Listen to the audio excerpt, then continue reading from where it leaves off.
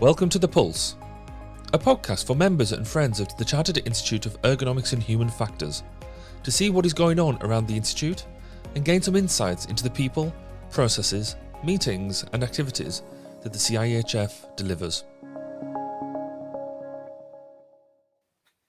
And welcome to this episode of The Pulse, and from the Chartered Institute of Ergonomics and Human Factors. My name is Barry Kirby, I'm the current president, and I'm here with the CEO, Ben Peachy. But Ben, you've got a change of background and you're looking distinctly laid back. Where are you? Yes, I'm out in Switzerland. So my partner Jennifer is half Swiss. So each summer we come out with our children to stay with her mum and dad. So we're in their chalet in the Swiss mountains. It's a pretty idyllic place to be. So out here for 3 weeks, I'm sort of working for around half the time and taking holiday the rest of the time. So yeah, it's nice to be here. That sounds like a terrible thing you have to endure. It's tough. It is tough. Yeah. Brilliant. Well, in that case, we don't want to take up too much time, but we want to do the usual thing about what we're doing, what we've been up to for the past couple of weeks, and actually what we've got coming up, which I guess is going to be a bit quiet because it is the summer leave period, and lots of people are out doing different things. So in terms of what I've been up to, we've had some really interesting meetings with different organisations. And so the first one of them is the Human Factors and Ergonomics Society of Australia. So I met with their president, Sharon Todd, this week. And really what is fantastic about that is we are looking about how we can collaborate, how we can actually give the world a really nice human factors hug, and basically share some best practice and share some of the knowledge that we've been gaining around different sectors.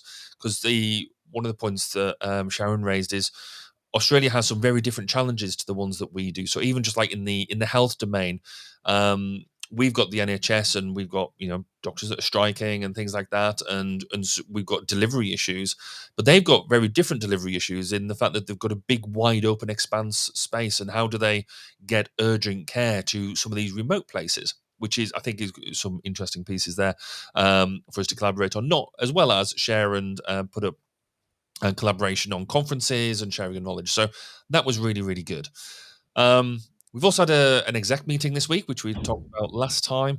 And again, without going into the detail too much, what we've been doing, I say the royal we, really what Ben, you and the staff team have been doing is making sure that we've got the fundamental building blocks for the Institute going forward, that we are doing things by the book. We are writing our book of processes to make sure that we keep doing things the same way, the right way, and changing them processes when we find that there are issues.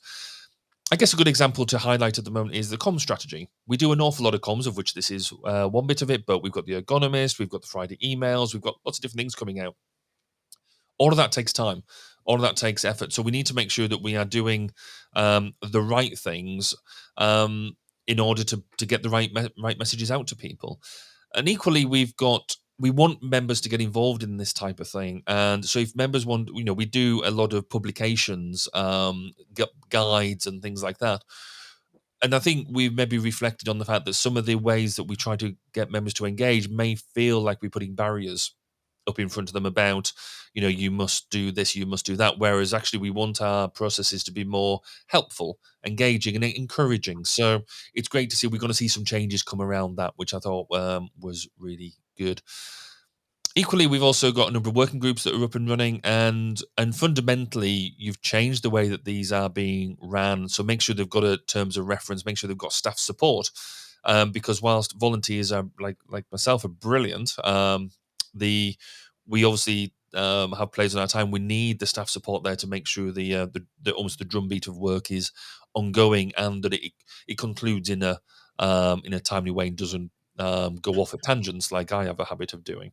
So, and I think that was a really good example. We did have a working group that I led last year and the year before, and I felt it didn't quite work in the way that it should have done. It didn't really get the results that we wanted. We thought we'd come to a conclusion, but actually with that staff support there, we could have probably done it better rather than just taking it on our own. So I think this is us learning from experience, which is fab. And then also we've been starting to we've seen more parliamentary calls for evidence come out.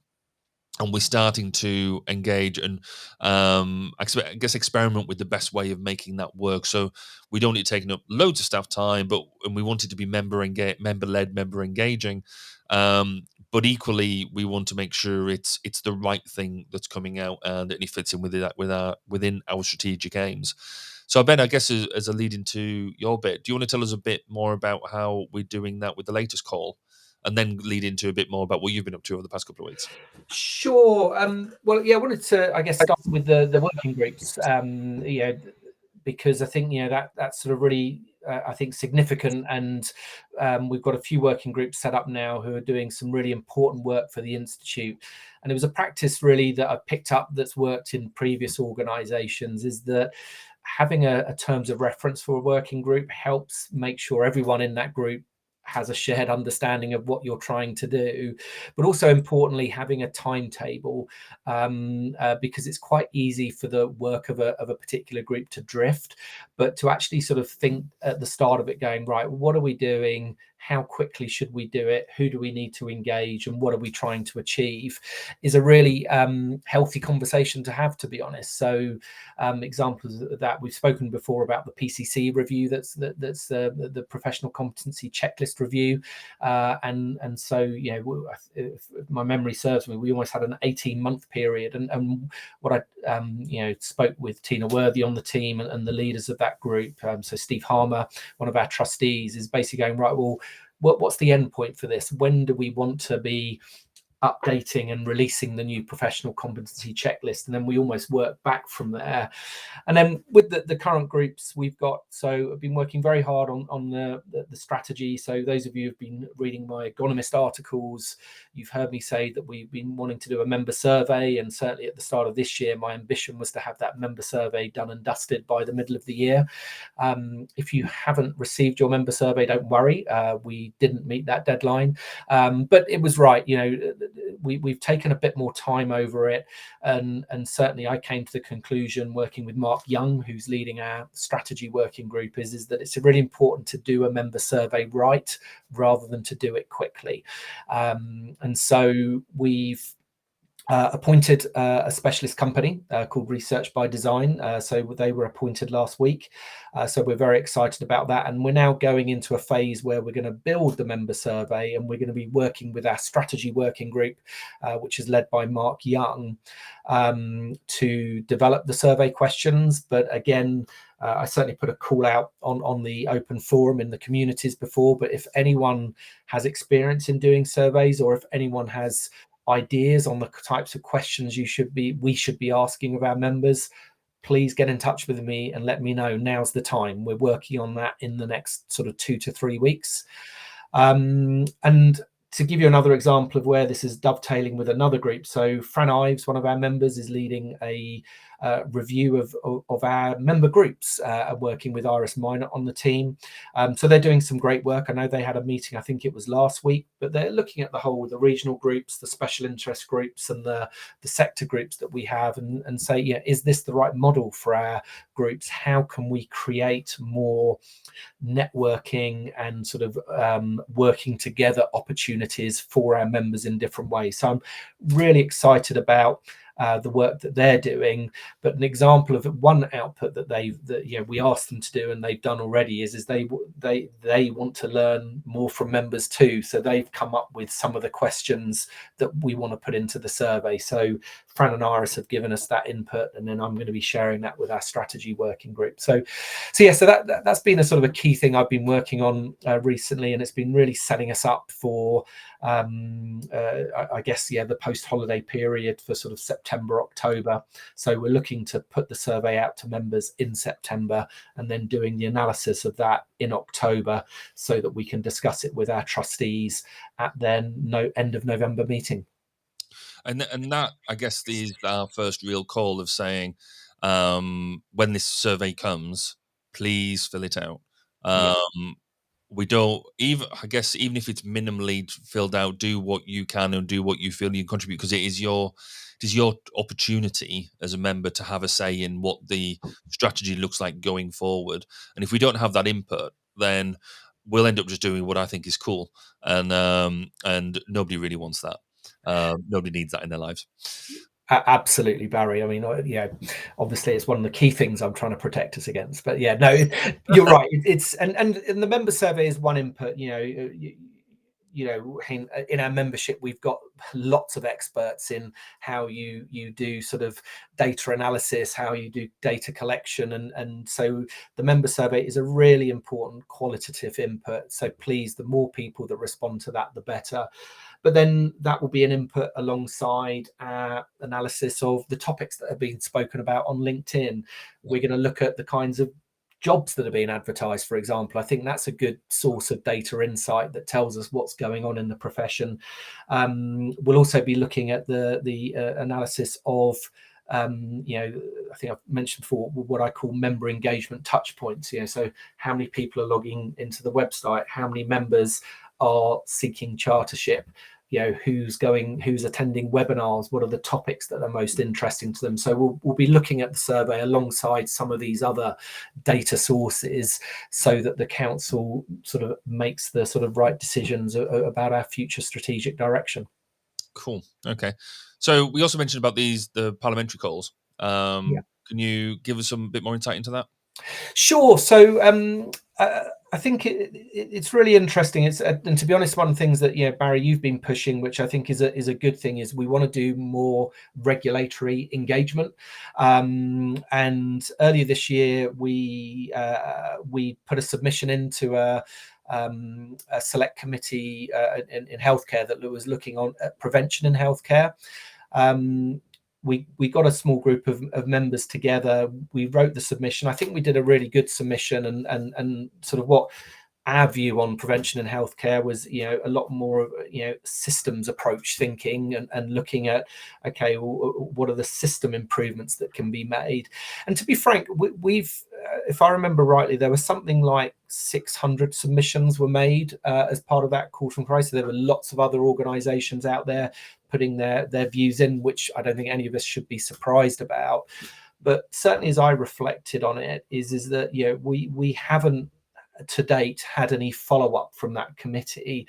And one of my observations of it was almost like the answers we were giving weren't the answers to the questions that the select committee were asking. And again, sort of being oversimplistic, but the select committee were almost suggesting that the topics were almost things like, you know, maybe you can sort of give us your views on things like obesity or alcohol, and so it was very topic based, whereas we were almost coming in with a, well, actually we think there's a different approach that needs to be taken.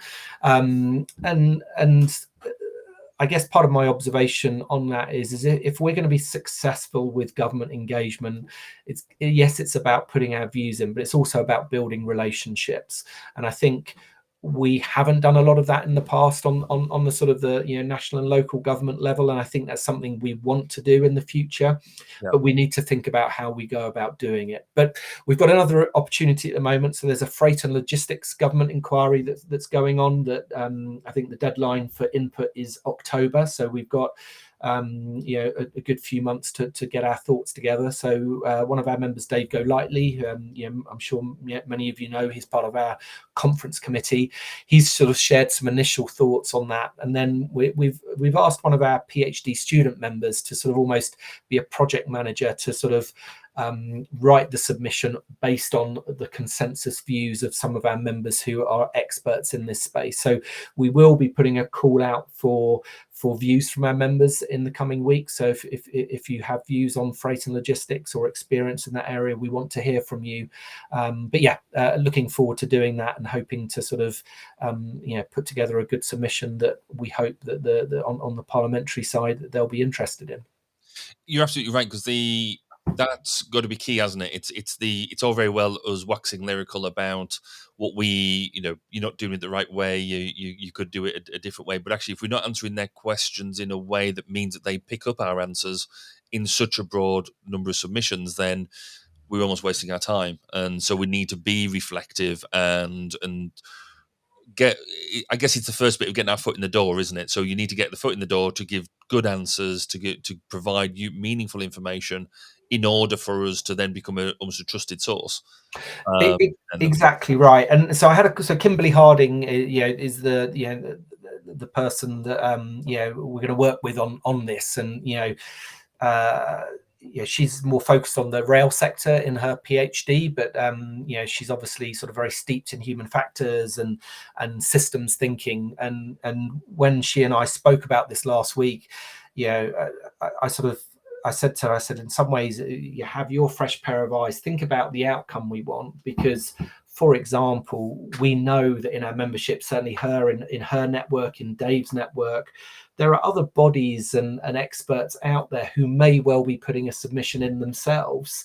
And it may well be that we would be smarter to give our input to another body who we know will get listened to. I'm not saying that is the right approach, but we should be thinking like that as we go into these things. And as human factors people, we know that in any system or process, there are multiple contributors. So almost that's one of the questions we're going to ask, is going, right, well, who are the people who have influence in this conversation? What are they going to say on this topic? Should we talk to them as we think about what we should put in? So again, I'm sort of very excited about the direction this goes in, and again, we'll use it as a learning experience.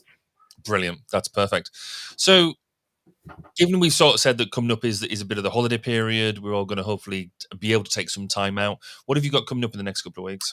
Yes, so it is a quiet period. So I'm taking a week's, and so I'm working next week, and then I've got a week's holiday the week after. And most of the rest of the team are taking time off during August at various points. So it's a time to sort of rest and recuperate, but also a lot of our members take time off at this time, so we have less events and group meetings going on. So it's a good time to sort of get on with work. So I won't go over again, but obviously the member survey and the strategy working group, sort of getting that moving.